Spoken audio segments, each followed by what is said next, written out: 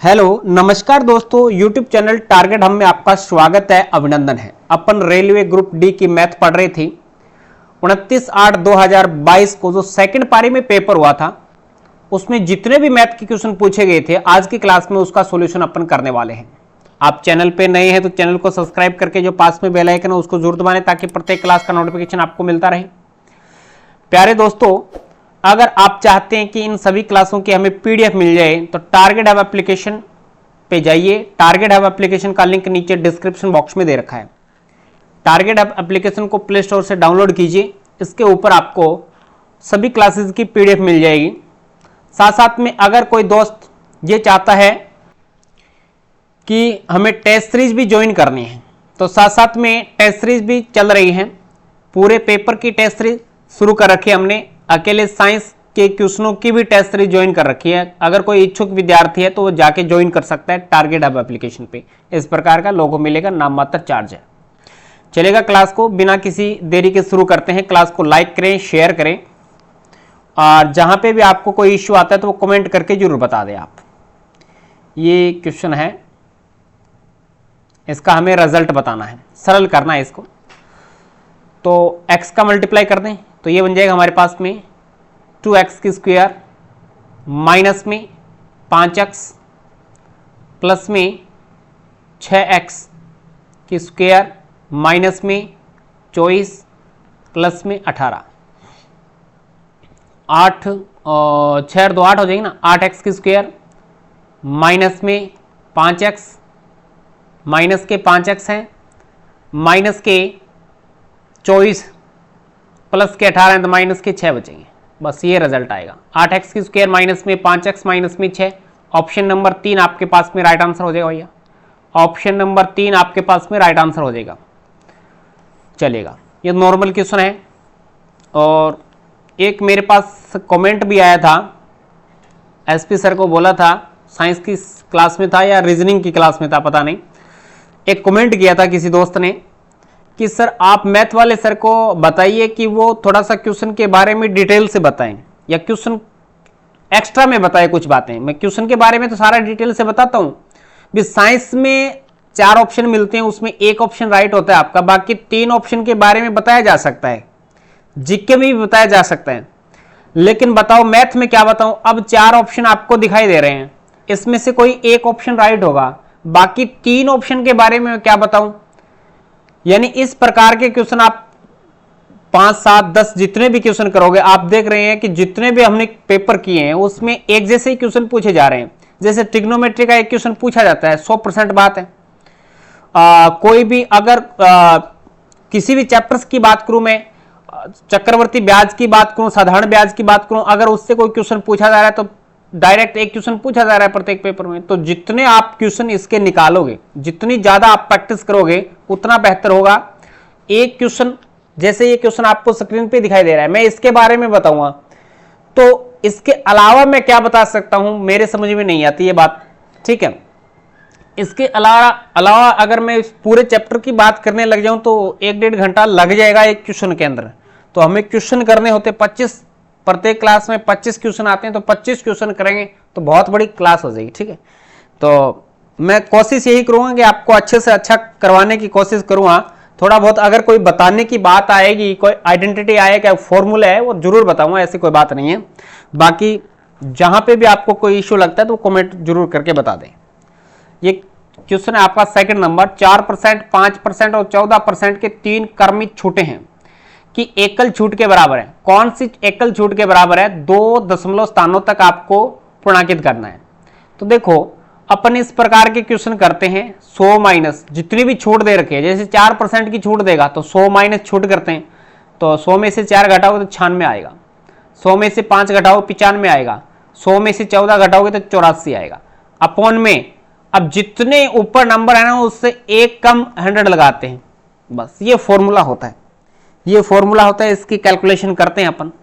तो ये 100 में से इसको कैलकुलेट करोगे ना तो लगभग आपके पास में काटापीटी करके मल्टीप्लाई करके जो भी रिजल्ट निकलेगा वो 78.432 आएगा।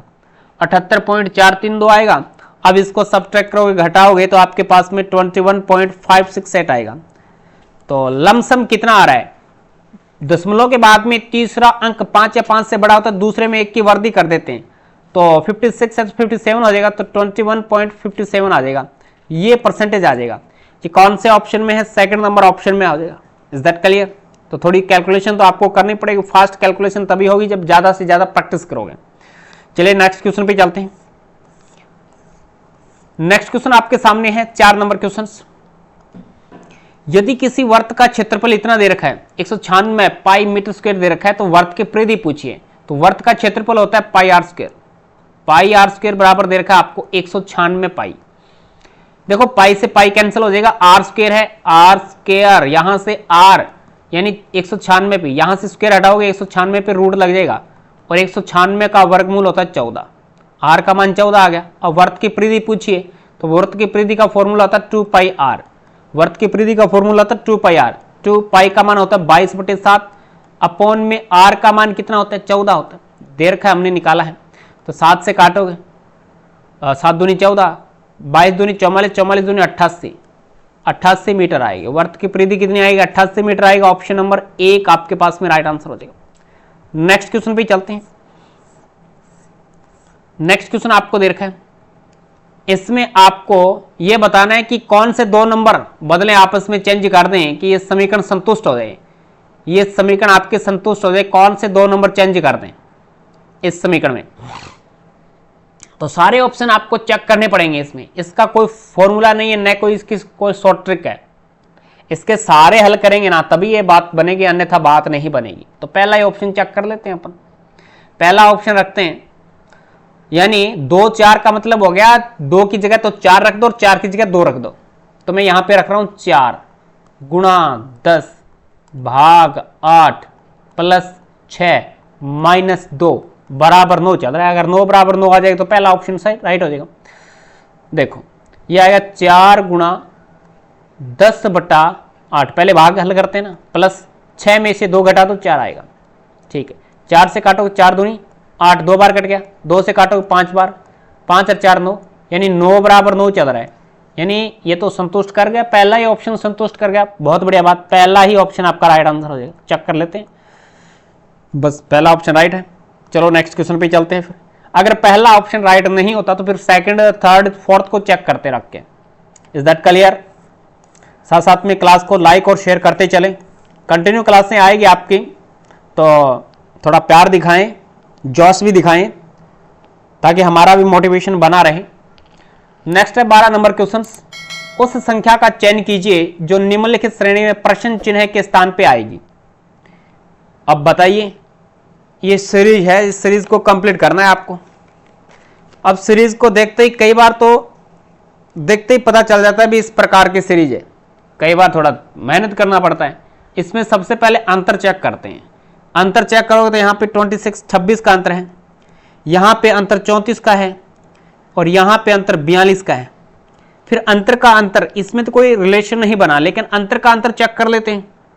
अंतर का अंतर चेक करोगे तो यहाँ पे +8 है, फिर यहाँ पे +8 है, फिर आगे भी +8 होगा, इसका मतलब यहाँ पे 50 आएगा, 50 आएगा तो 50 इसमें ऐड करेंगे तो 291, 192।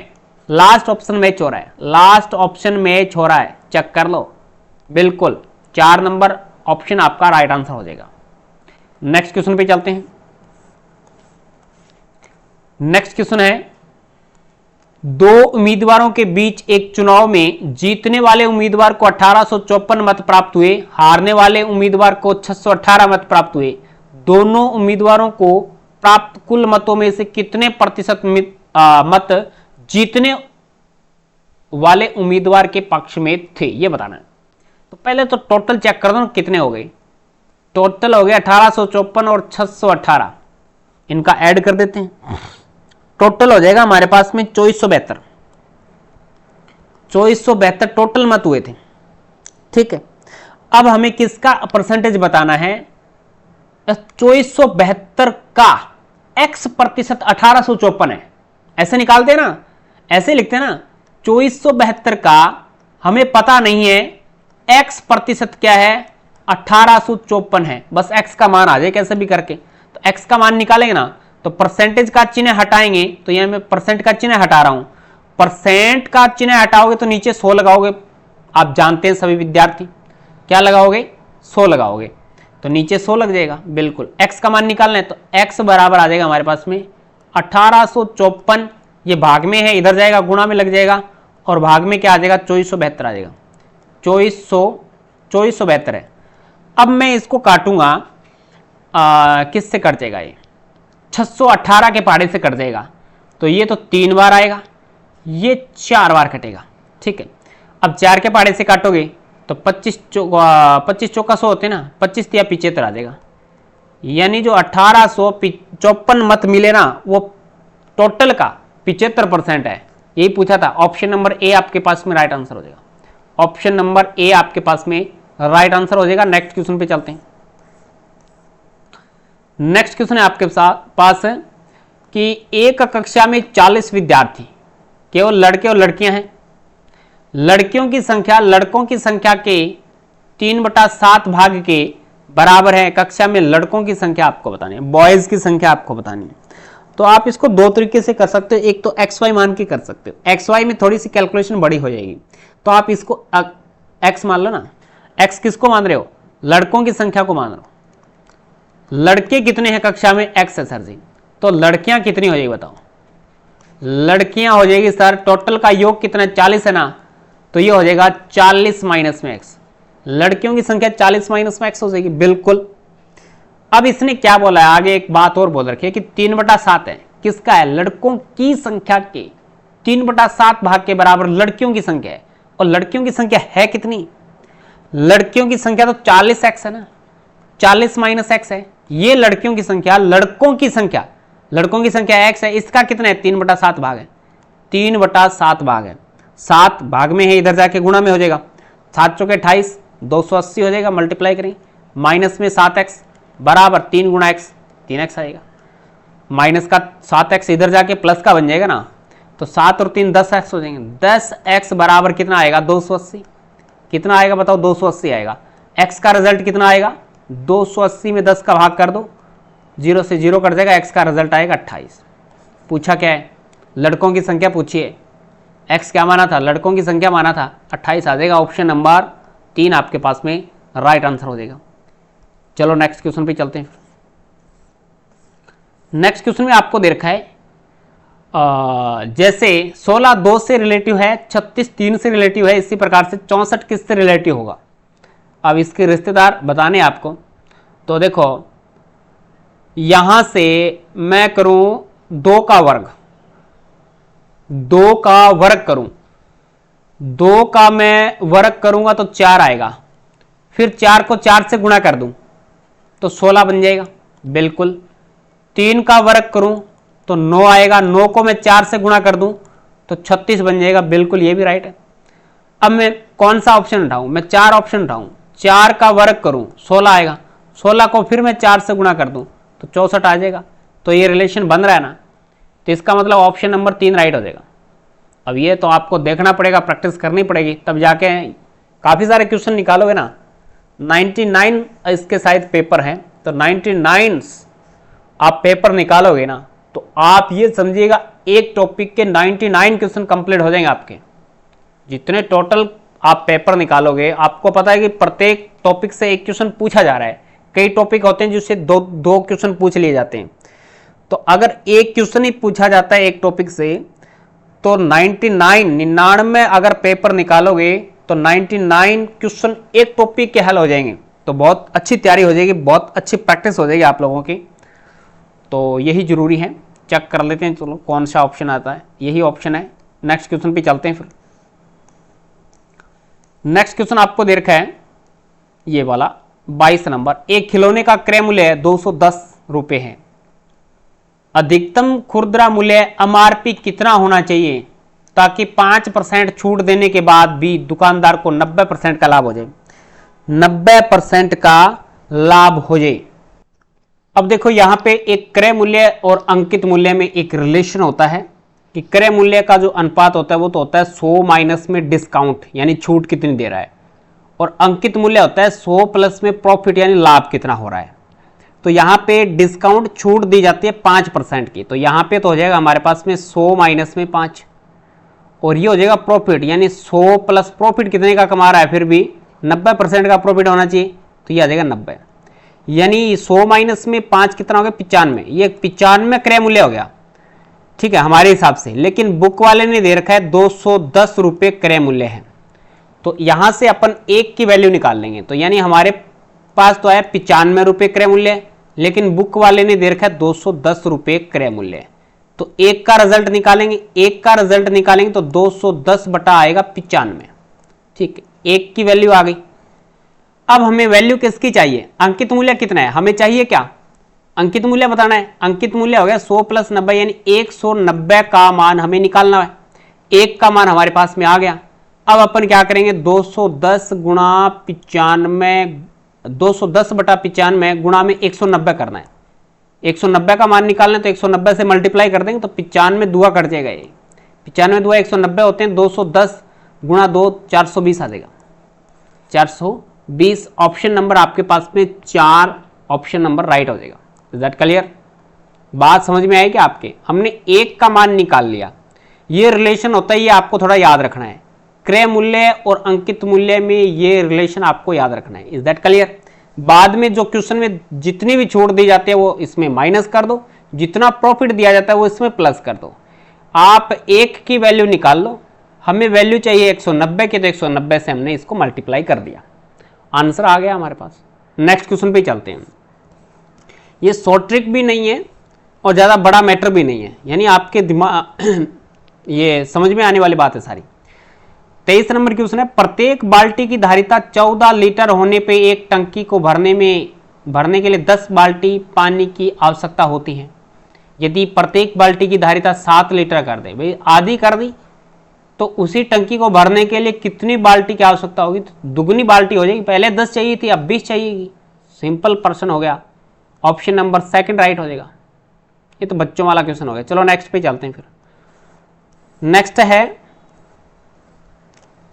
इसका रिजल्ट हमें निकालना है, तो सीधी सी बात है, पहले इसका एलसीएम ले लो, 14 एलसीएम आएगा, 14 एलसीएम आएगा, 7 14 7 14 एलसीएम सभी, इसके नीचे एक मान लो, तो 7 दूनी 14 3 दूनी 6 आ जाएगा, 7 दूनी 14 2 दूनी 4 आएगा, प्लस 1 प्लस 7 2 आएगा, 2 दूनी 4 आ जाएगा, माइनस में 14 दूनी 28 14 3 42, इनको जोड़ दो 15 आ जाएगा, 15 प्लस का है माइनस के 42 है, अपॉन में 14 आ जाएगा, घटाओ 12 में से 5 जाएगा तो 7 बचेगा, इधर बचेगा 3, 3 में से 1 जाएगा 2, माइनस के 27 बटा 14 आ जाएगा, माइनस के 27 बटा 14, ऑप्शन नंबर 3 आपके पास में राइट हो जाएगा, ऑप्शन नंबर 3 आपके पास में राइट आंसर हो जाएगा। बात समझ में आई क्या, चलो नेक्स्ट पे चलते फिर। नेक्स्ट क्वेश्चन है 29 नंबर क्वेश्चन, आगे आपको प्रश्नवाचक चिन्ह पे इस सीरीज को कंप्लीट करना है और बताना है यहां पे क्या आएगा, तो बताइए। अब देखो, सबसे पहले अगर कोई रिलेशन दिमाग में आ रहा है तो ठीक है, अन्यथा फिर अंतर चेक करते हैं। अंतर चेक करोगे तो यहाँ पे 18 का है, फिर आगे अंतर हमारे पास में 21 का आ जाएगा, फिर आगे अंतर हमारे पास में 26 का आएगा, फिर आगे अंतर हमारे पास में 33 का आएगा, आगे अंतर चेक करोगे तो 42 का आ जाएगा। अब भी कोई सीरीज नहीं चल रही, एक बार और चेक कर लेते हैं। प्लस का 3 आ गया, प्लस के 5 आ गई, प्लस के 7 आ गए, प्लस के 9 आ गई, फिर आगे फिर 11 आएगा, 11 आएगा तो यहाँ पे कितना आ जाएगा 53 आएगा, 53 ऐड कर दो, 7 और 9 1, यानी 197 आना चाहिए। ऑप्शन नंबर 3 आपके पास में राइट आंसर हो जाएगा, ऑप्शन नंबर 3 आपके पास में राइट आंसर हो जाएगा। Is that clear, next question पे चलते हैं। सॉरी, ऑप्शन नंबर 2 राइट हो जाएगा 197। नेक्स्ट क्वेश्चन पे चलते हैं, इसका वर्गमूल बताना है, तो इसके अभाज्य गुणनखंड वैसे कर लो ना, इसको भाग विधि से कर लेते हैं। फिर भाग विधि से करोगे तो 9604 है ना, दो संख्या के पेयर बन जाएंगे। अब यहाँ पे क्या लिखूं मैं, 9 लिख दूं, 10 बार तो 100 हो जाएगा, ज़्यादा हो जाएगा 96 से। 9 का वर्ग 81 होता है, इसमें से 81 घटा दो तो 5 बचेगा, 1 बचेगा 15, ऊपर से पूरा पेयर आएगा 0 4, 2 नंबर एक साथ में आएंगे, ध्यान रखना, 9 9 18 हो जाएगा। अब मैं यहाँ पे 8 रख दूँ, यहाँ पे भी 8 रखूँ, देखो कितना होता है, एक बार चेक कर लेते हैं। 8 64, 8 64 और 6 70, 7 8 7 15, बिल्कुल बराबर आ गया, 0 रिजल्ट बचा। इसका मतलब 98, 9604 का वर्गमूल 98 आ जाएगा। कौन सा ऑप्शन है? ऑप्शन नंबर 4 राइट हो जाएगा। ऑप्शन नंबर 4 आपके पास में राइट आंसर हो जाएगा। नेक्स्ट क्वेश्चन पे चलते हैं। नेक्स्ट क्वेश्चन आपको दे रखा है, एक 7 सेंटीमीटर भुजा वाले वर्ग के परित खींचे गए परिवर्त की परिधि ज्ञात करनी। देखो एक वर्ग है, मैं वर्ग बनाता हूं और वर्ग के चारों ओर एक क्या खींचा गया है? वर्त खींचा गया है। वर्त की आपको परिधि बतानी है। तो वर्ग के विकर्ण और भुजा में क्या रिलेशन होता है? क्योंकि वर्ग का जो विकर्ण होता है ना, वो भुजा का √2 गुना होता है और ये वर्ग का विकर्ण ही इस वर्त का व्यास होगा। तो इसकी भुजा अगर 7 है ना, तो इसका विकर्ण 7 √2 होगा। हमेशा ये रिलेशन होता है, याद भी रखना होता है, ठीक है। अगर भुजा a है तो इसका विकर्ण हो जाएगा a √2, और वैसे आप पाइथागोरस प्रमेय की सहायता से निकाल भी सकते हैं, इतना ही आएगा।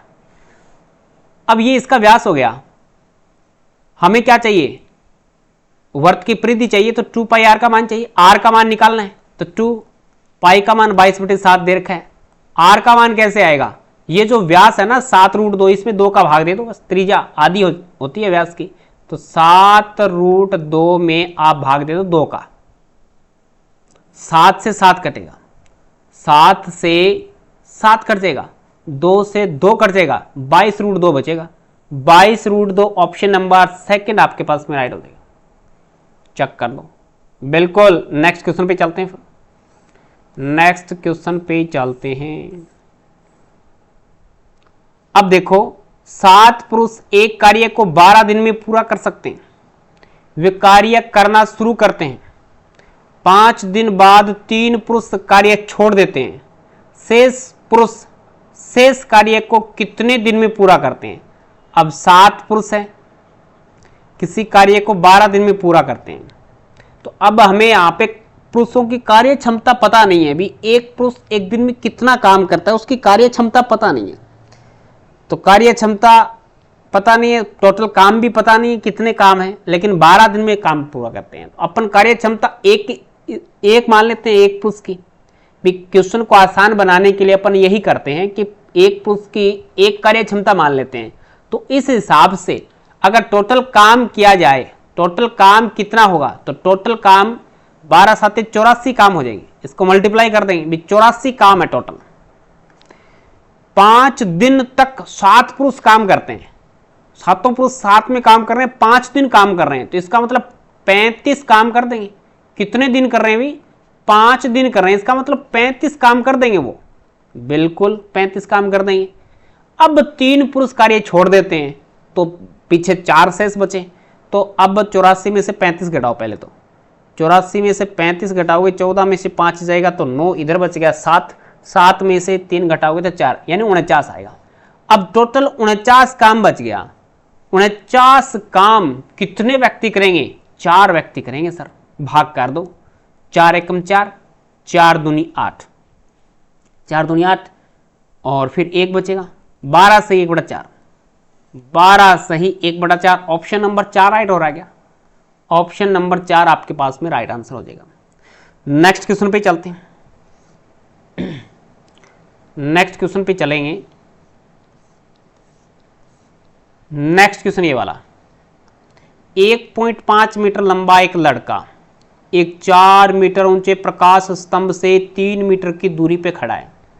प्रकाश स्तंभ के शीर्ष से आने वाले प्रकाश की वजह से उसकी छाया बनती है। लड़के की छाया की लंबाई, देखो मैं आकृति बना रहा हूं, ऐसी आकृति बनेगी।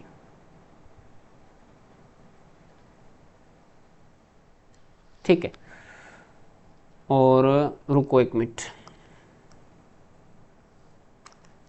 यहां से ऐसी आकृति बनेगी भी।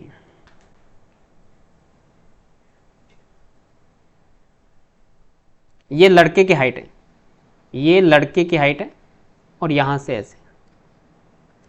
अब बताओ लड़के की हाइट कितनी है, 1.5 मीटर है। टोटल प्रकाश स्तंभ 4 मीटर का है, तो पीछे कितने मीटर का बच गया, 2.5 मीटर का बच गया। और ये 3 मीटर की दूरी है, ये 3 मीटर की दूरी है। अब ऊपर से प्रकाश आ रहा है तो यहां पे लड़के की छाया भी बनेगी। लड़के की छाया की लंबाई हमें पता नहीं है, वो हमने x मान ली, x का मान हमें निकालना है। लड़के की हाइट 1.5 मीटर है। आप जानते हैं कि समान स्थिति में जब दोपहर का समय हो, सूर्य का प्रकाश आ रहा हो, आप देख लेना लंबी हाइट वाला और कम हाइट वाला जो भी व्यक्ति होगा, जो भी दो वस्तुएं होगी, कोई भी दो वस्तु मान सकते हो आप, खंबा व्यक्ति मान सकते हो, कंपेरिजन कर लेना, जो धरातल के साथ में जो कोण बनेगा ना वो बिल्कुल इक्वल बनेगा। यानी यहां पे अगर 45 डिग्री का एंगल बन रहा है ना, तो यहां पे भी 45 डिग्री का एंगल बनेगा। बात वही है, ठीक है। यानी ये समरूप की स्थिति होगी, एक समरूप की कंडीशन होगी। तो एक तो त्रिभुजीय, एक त्रिभुजीय बिल्कुल समरूप होंगे। समरूप त्रिभुजों की संगत भुजाओं का अनुपात बराबर होता है।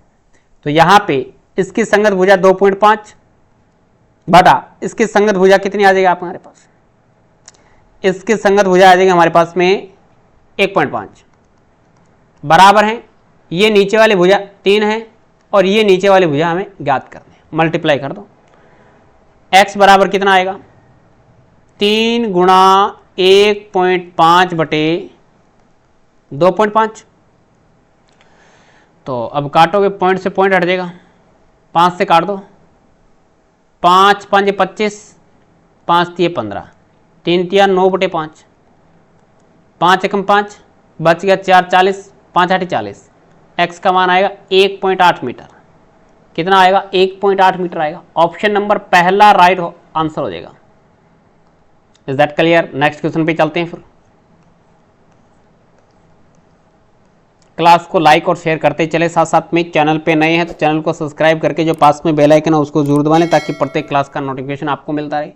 पीछे भी बहुत सारी क्लासें लग चुकी है, 22 क्लासें लग चुकी है। मैथ्स की अकेले की बात करूं तो वैसे साइंस की और रीजनिंग की क्लासें भी आपकी कंटिन्यू चल रही है, और आगे भी जितने भी पेपर बचे हुए हैं उनके सभी की क्लासें आएगी।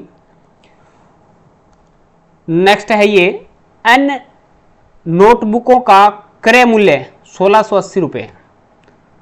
एम नोटबुकों के क्रय मूल्य x रुपये का मान ज्ञात करने के लिए निम्न में से किस संबंध का उपयोग किया जा सकता है। इसमें से 4 रिलेशन दे रखे हैं, उसमें से आपको रिलेशन बताना। मैं थोड़ा छोटा और कर लेता हूं, आपको ये चौथा रिलेशन भी दिखाई दे जाएगा। यानी इसने हमें क्या दे रखा है, एन नोटबुकों का जो क्रय मूल्य है ना वो 1680 रुपये है, और एम नोटबुकों का जो क्रय मूल्य है ना वो x रुपये है। तो मैं यहां से एक वैल्यू निकालूं, n का मान है तो मैं 1 का निकाल लूं ना, 1 का निकालूं, 1 का निकालूंगा तो यहां से क्या रिजल्ट बनेगा, 1 बराबर n गुणा में भाग में आ जाएगा तो 1680 बटा n आ जाएगा। इसी प्रकार से 1 का भाग करेंगे तो 1 बराबर आ जाएगा x बटा m, x बटा m। बिल्कुल बात समझ में आई क्या आपके? ये भी 1 की वैल्यू आ गई और ये भी 1 की वैल्यू आ गई। अब दोनों 1 की वैल्यू निकाल ली। एक नोटबुक का मूल्य ये है, यहां पर 1 का ये, दोनों बराबर रख दो, क्योंकि दोनों एक साइड बराबर है तो दूसरी साइड भी बराबर होगी ना। तो 1680 बटा n बराबर आ जाएगा x बटा m। अब देख लो कौन सा ऑप्शन मैच हो रहा है। ये भी नहीं हो रहा क्या, 1680 और x उल्टा उल्टा, ये भी नहीं हो रहा। यानी इसका मतलब कोई सा भी इसमें ऑप्शन मैच नहीं हो रहा, लेकिन एक ऑप्शन मैच हो रहा है। ये भी नहीं हो रहा और ये भी नहीं हो रहा। ये यहां से मैच होगा। सर कैसे होगा? मैं इसकी पलटी मरा दूं। पलटी मराओगे तो यहां से m ऊपर जाएगा, m बटा x लिखेंगे तो दूसरी साइड भी चेंज होगी ना, तो n बटा 1680। इसको आप ऐसे चेंज कर सकते हो। कई बार ऑप्शन नहीं मैच होता तो इस प्रकार से आप चेंज आउट कर सकते। एक साइड को नहीं चेंज कर सकते।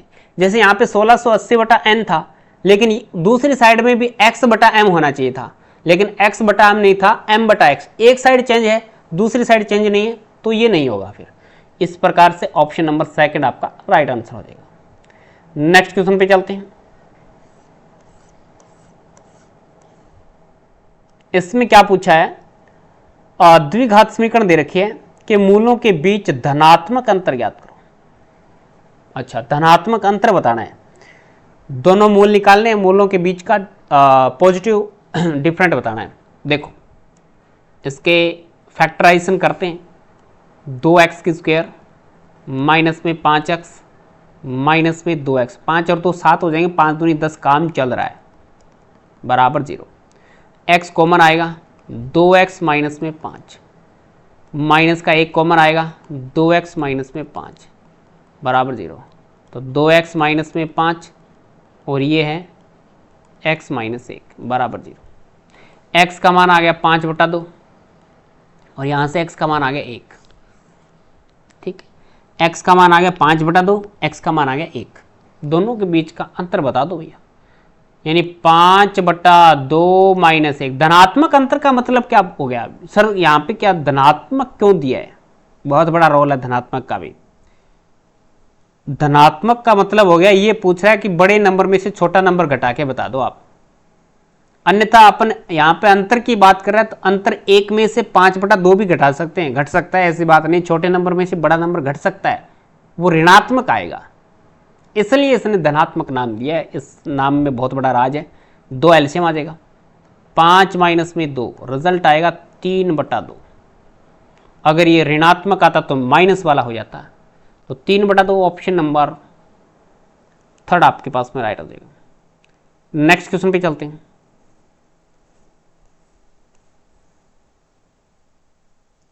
दो संख्याओं का योग 54 है, इन संख्याओं के लघुत्तम एलसीएम एचसीएफ 84 और 6 है, तो इन संख्याओं के व्युत्क्रमों का योग पूछा है। व्युत्क्रम यानी उल्टा होता है। मैं मान लेता हूं एक नंबर हमारे पास में x है, दूसरा नंबर y है, दोनों का योग भाई साहब ने 54 दे दिया। ठीक है, और अपन एक फॉर्मूला जानते हैं, एक फॉर्मूला ये जानते हैं कि दोनों संख्याओं का गुणा बराबर होता है एचसीएफ गुणा में एलसीएम। ये फॉर्मूला 10वीं क्लास में लगता है, अगर आप लोगों ने पढ़ा है अच्छे से। अगर नहीं भी पढ़ा तो एनसीईआरटी बुक उठाना और उसमें अच्छे से देख लेना। ठीक है, ये फॉर्मूला लगता है एचसीएफ एलसीएम, पहले ही चैप्टर में लगता है। ठीक है, ओके। अब इसके बाद में एक्स वाई का मान, एक्स गुणा वाई का मान कितना आ जाएगा हमारे पास में, 84 दे रखा है एलसीएम और एचसीएफ दे रखा है 6, मल्टीप्लाई कर दो इसका 84। एक्स वाई का मान आ जाएगा हमारे पास में 6 चौके 24, 504 आएगा। कितना आएगा, 504 आएगा एक्स वाई का मान। ठीक है, ये हमारे पास में 54 आ गया। अब ये 1 नंबर समीकरण होगी और ये 2 नंबर समीकरण। 1 नंबर समीकरण में 2 का भाग दे दूं तो एक्स वाई बटा एक्स वाई, अलग अलग में भाग देंगे, y में भी एक्स वाई का भाग देंगे, 54 में 504 का भाग दे देंगे। x से x कटेगा, y से y कटेगा, रिजल्ट आएगा 1/y प्लस 1/x बराबर, ये किसके पाड़े से कटेगा, ये कट जाएगा आपका 18 × 54, 18 के पाड़े से कटेगा, 18 × 54, 18 दूनी 36, बच गया 36, 14, 44, 144, 18 8 144 होते हैं शायद। तो ये देखो इसके व्युत्क्रमों का योग आ गया। व्युत्क्रम होता है उल्टा, व्युत्क्रम यही तो होता है 1/x प्लस 1/y का मान पूछा था इसने, व्युत्क्रमों का योग बताइए, तो 3/28, 3/28, 3/28, ऑप्शन नंबर 3 आपके पास में राइट हो जाएगा। ऑप्शन नंबर 3 आपके पास में राइट आंसर हो जाएगा। नेक्स्ट क्वेश्चन पे चलते हैं। फिर नेक्स्ट क्वेश्चन है ये वाला, 9, 11, 15, 17, x, 19, 21 की माध्यिका x है, जहां x एक पूर्णांक है, निम्नलिखित में से कौन सा x का मान हो सकता है। माध्यिका का मान दे रखा है। माध्यिका क्या होती है, माध्यिका होती है बीचों बीच का मान। अब यहां से देखो 1 2 3 4 5 6 7 है, n का मान यहां पे 7 दे रखा है, तो माध्यिका ज्ञात करने का सूत्र होता है n+1। अगर विषम आता है ना n का मान, तो n+1/2वां पद होता है, ये माध्यिका ज्ञात करने का फॉर्मूला। तो 7 + 1/2 वां पद, 7 और एक 8, 8/2 यानी 4वां पद आएगा, 4वां पद आ जाएगा बाबूजी, 4वां पद आएगा। क्या आएगा? 4वां पद आएगा सर। इसका मतलब 1 2 3 4, 4 में 17 आना चाहिए था, 4 में 17 आना चाहिए था। 3 इधर छोड़ दो, 3 इधर छोड़ दो, ठीक है, कि माध्यिका x है। यहां पे 4वां पद तो 17 है, इसका मतलब यहां पे x का मान 17 आना चाहिए। माध्यिका 17 ये इसके साथ माध्यिका x है, इसका मतलब, और ये बोल रहा है माध्यिका x है, और हमारे हिसाब से यहां पे अगर इसके हिसाब से दे रखा है तो 17 आना चाहिए था, लेकिन ये 17 नहीं आएगा। क्यों नहीं आएगा? भी x पहले आएगा इससे। मैं इसको दोबारा रिप्रेजेंट कर रहा हूं, 9 11 15, इसका पता कैसे चलेगा? मैं x को लिखूं यहां पे, फिर 17 19 21। अब देखो इसकी माध्यिका x आ जाएगी, इसकी माध्यिका x आएगी, और x का मान हमें बताना है। इसका मतलब 15 के बाद में क्या नंबर दे रखा है? 16 दे रखा है। इसकी माध्यिका क्या हो जाएगी? 16 हो जाएगी। इसकी माध्यिका क्या हो जाएगी? 16 हो जाएगी। चेक कर लिया हमने, 16 आ रहा है बिल्कुल। अगर आप कहते हैं कि सर नहीं, ये अगर 18 हो जाता तो 18, बाकी ऑप्शन तो मैच नहीं हो रहा है इसमें से। आप या तो 18 को टारगेट करें, पहले दिमाग में ये आया कि 18 आ जाएगा भाई। इसकी माध्यिका हमारे पास में 17 हो गई। माध्यिका होती है हमेशा बीचों बीच का मान। अगर ये बोल रहा है कि इसकी माध्यिका ही x है, तब हमें x का मान पूछा इसने, तो भैया बताओ आप x का मान 18 कैसे ले सकते हैं? यानी 3 इधर छोड़ना है। 3 देखो, ये आपको नंबर दे रखा है ना, ये देखो 3 इधर छोड़ना है और 3 इधर छोड़ना है। मैंने बोला था शुरुआत में कि माध्यिका होती है बीचों बीच का मान, ठीक है, एकदम बीचों बीच का मान माध्यिका होती है। तो 18 लेंगे तो ये सेट ही नहीं होगा बात। एक तरफ तो 4 चले जाएंगे, एक तरफ 2 रह जाएंगे, तो बीचों बीच का कैसे हुआ? बीचों बीच का लेना है, माध्यिका का पता ही होना चाहिए भी बीचों बीच का मान होता है, इसलिए हमारे पास में ऑप्शन नंबर 16 राइट हो जाएगा। नेक्स्ट क्वेश्चन पे चलते हैं।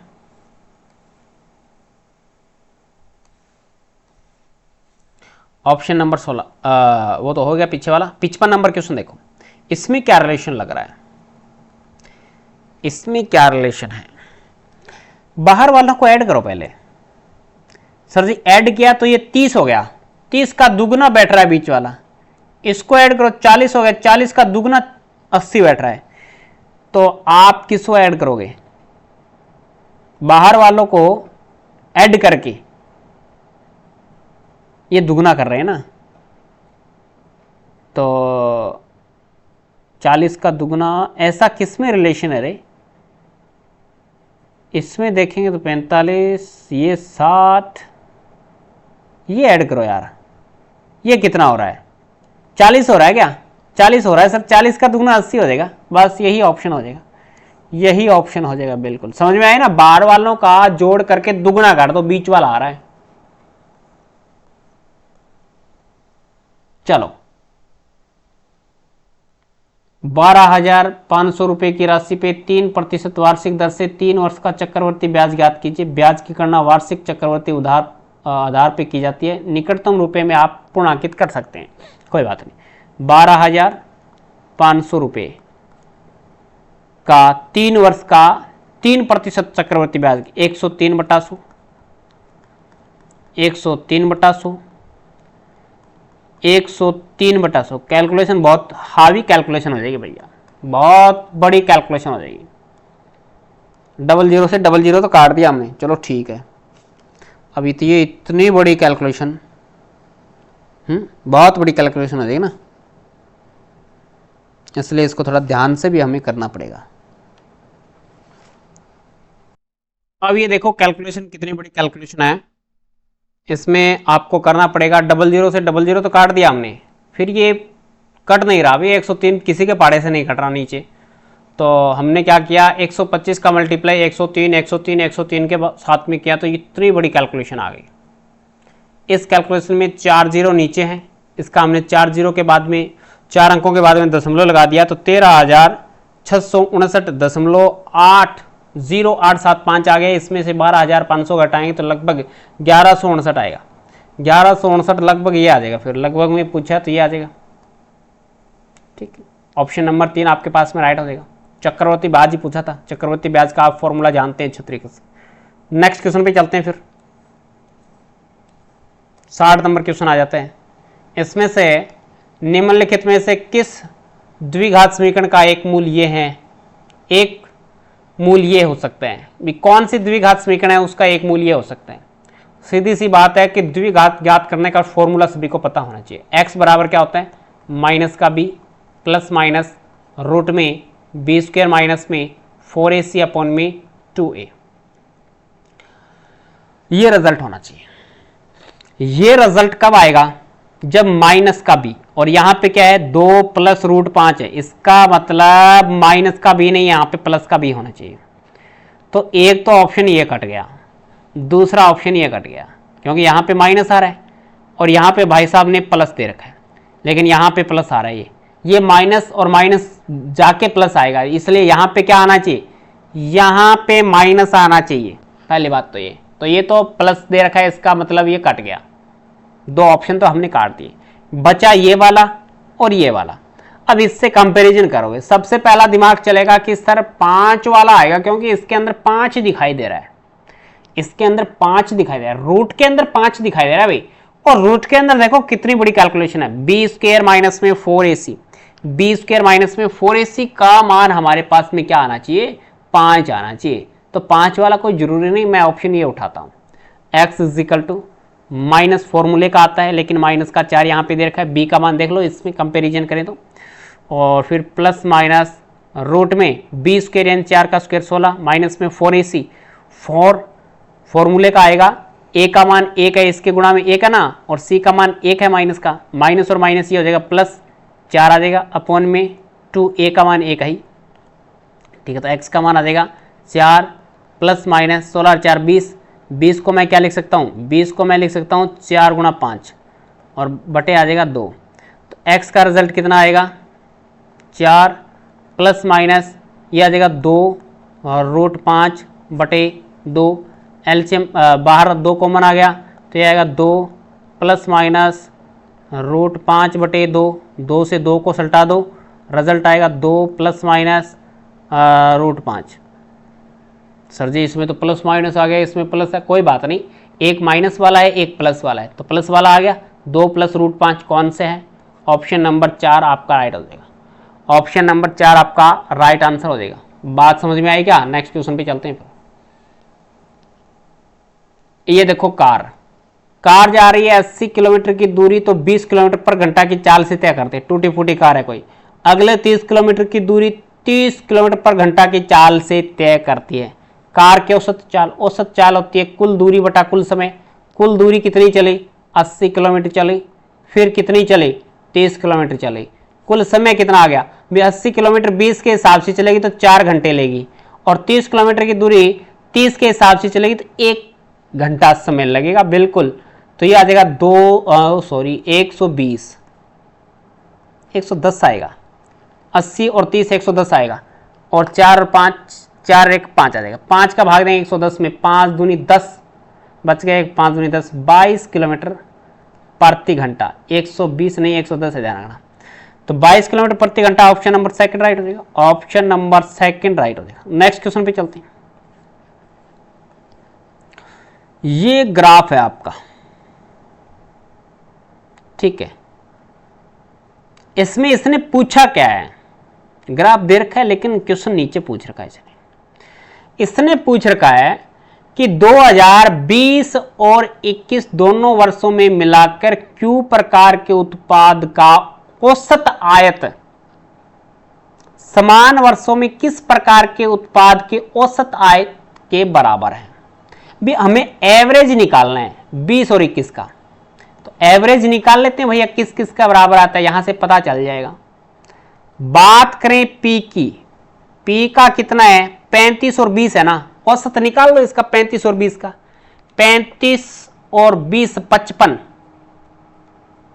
55 बटा 2, तो ये तो P का चल रहा है ना, P का है 55 बटा 2, यानी ये आ जाएगा हमारे पास में 27.5। फिर आ जाएगा Q का, Q का निकालोगे तो ये आ जाएगा 22.5 और 29.5 को जोड़ दो तो ये आ जाएगा 0 पॉइंट 9 2 11 1 12 1 2 2 4 1 5 52 52/2 यानी 26 आएगा। इसी प्रकार से R का कर दो ना तो ये आ जाएगा R 20 और 28 को जोड़ोगे तो 58 हो जाएगा। 58/2 करोगे तो ये आ जाएगा 29 दूनी 58 आएगा। S का चेक कर लो, सारे का चेक कर लो एक बार। S का चेक करोगे तो 30 और 36 और कितने हो जाएंगे 66 हो जाएंगे। 66/2 तो ये आ जाएगा 33, ये भी नहीं सेट हो रहा। और बाबूजी T का चेक करो, T का चेक करोगे ना तो 20 32/2 52/2 यानी 26 इन दोनों का बराबर आ रहा है। Q और T का बराबर आ रहा है।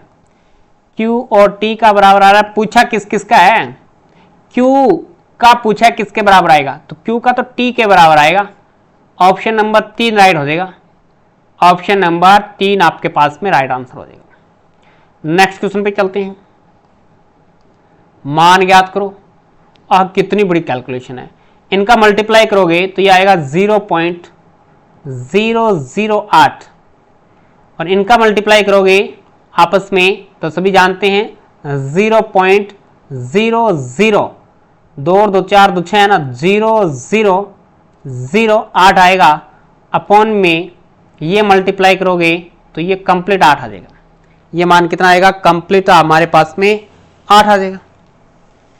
इतनी बात समझ में आएगी आप लोगों के। अब आप देखेंगे कि इसमें से अगर वैल्यू घटाएं अपन 0.00 ये घटा के चेक करोगे ना 0.008 में से ये घटाओगे 0.50 लगा देना फिर 8 ये घटाओगे तो रिजल्ट हमारे पास में आएगा 0.00792 और इसमें भाग किसका करना है 8 का। इसमें 8 का भाग करोगे ना तो आपके पास जो भागफल आएगा ना जो भागफल निकल के आएगा वो आएगा 0.000999 ये भागफल आएगा। और ये कौन से में मैच हो रहा है ये इसमें मैच हो रहा है, लास्ट वाले में मैच हो रहा है। ऑप्शन नंबर 4 आपके पास में राइट आंसर हो जाएगा। ऑप्शन नंबर 4 आपके पास में राइट आंसर हो जाएगा। नेक्स्ट क्वेश्चन पे चलते हैं।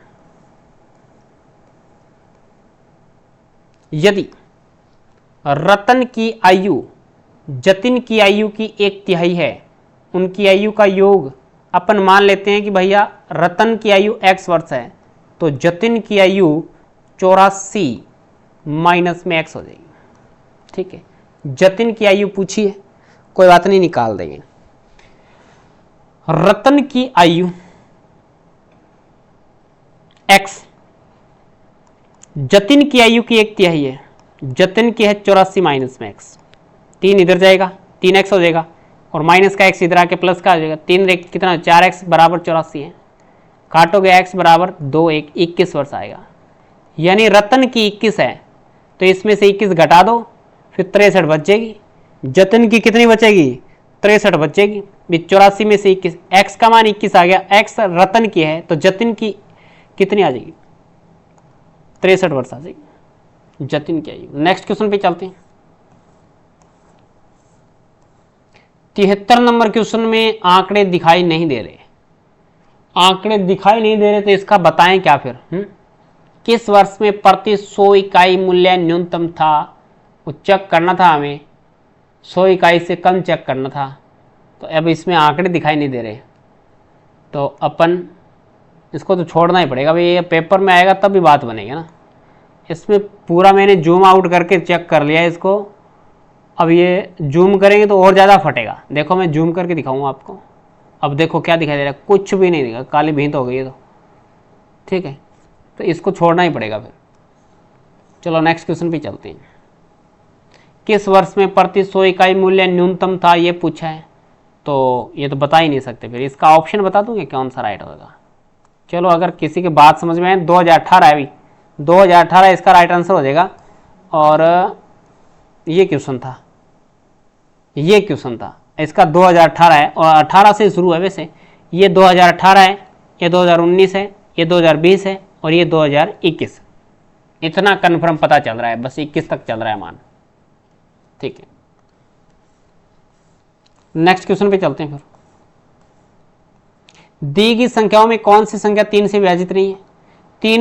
3 से भाज्यता का रूल क्या होता है? उस संख्या का योग 3 से विभाजित होना चाहिए। ये चेक करो, इसका योग 11 हो रहा है, ये नहीं हो सकता। इसका योग कितना हो रहा है? 18 हो रहा है, ये हो जाएगा। इसका योग 8 4 12 हो रहा है, ये भी हो जाएगा।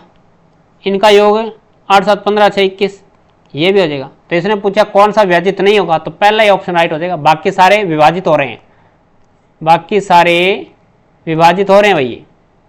ठीक है, नेक्स्ट क्वेश्चन पे चलते हैं।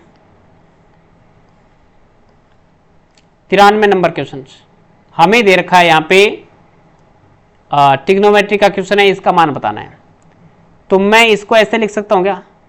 कॉस स्क्वायर थीटा का स्क्वायर माइनस 4 घात है, स्क्वायर का स्क्वायर लिख सकते हैं, बिल्कुल लिख सकते हैं, बराबर के दे रखा है। ए स्क्वायर माइनस बी स्क्वायर बराबर के दे रखा है। इसका मतलब इसको ओपन करने का तरीका होता है एक बार प्लस में एक बार माइनस में। तो यहां पे लिखोगे cos square theta plus sine square theta, एक बार लिखोगे cos square theta minus sine square theta बराबर है के। इसका रिजल्ट कितना आ गया? इसका रिजल्ट तो 1 आएगा। ये रिजल्ट दोबारा ओपन हो जाएगा, cos theta plus sine theta, और ये हो जाएगा कॉस थीटा माइनस में sine theta, cos theta minus में साइन थीटा बराबर है कि। ठीक है, तो इसका मान तो 1 हो गया। लेकिन अब बताओ, ये वाला है, लेकिन इसको एक बार मैं नहीं बनाऊंगा, आगे ओपन नहीं करें। आगे ओपन करें तो बहुत बड़ी कैलकुलेशन बन रही है भैया, इतना ही छोड़ेंगे इसको, आगे करेंगे नहीं इसको अलग। अब हमारे पास में k का मान कितना आ गया? cos स्क्वायर माइनस में साइन स्क्वायर। मैं इसको 1 में बना लूं, 1 में बनाऊं तो मैं cos स्क्वायर पहली सरोस्मिका से cos स्क्वायर का मान क्या लिखूंगा? मैं लिखूंगा 1 माइनस में साइन स्क्वायर थीटा, 1 माइनस में साइन स्क्वायर cos थीटा की जगह रखूंगा। तो 1 माइनस में साइन स्क्वायर थीटा रखूंगा, माइनस में साइन स्क्वायर थीटा आई तो k का मान बन जाएगा 1 माइनस में 2 साइन स्क्वायर थीटा। ये रिजल्ट आ गया k का मान, और ये मान यहां पे रख दो। तो 1 प्लस k है, 1 प्लस k का मान कितना है? 1 minus 2 sine square theta, 2 sine square theta, और 1 है 1 माइनस 1 माइनस 1, ये माइनस और माइनस प्लस हो जाएगा 2 साइन स्क्वायर थीटा। ये तो कट जाएगा, 1 रे कितना बन जाएगा? 2 बन जाएगा, ये आएगा 2, ऊपर से 2 कॉमन आ जाएगा तो 1 माइनस में साइन स्क्वायर थीटा, और ये हमारे पास में 2 साइन स्क्वायर थीटा, 2 से 2 कटेगा। 1 minus sine square theta cos square होता है, कॉस स्क्वायर थीटा अपॉन में ये बन जाएगा साइन स्क्वायर थीटा।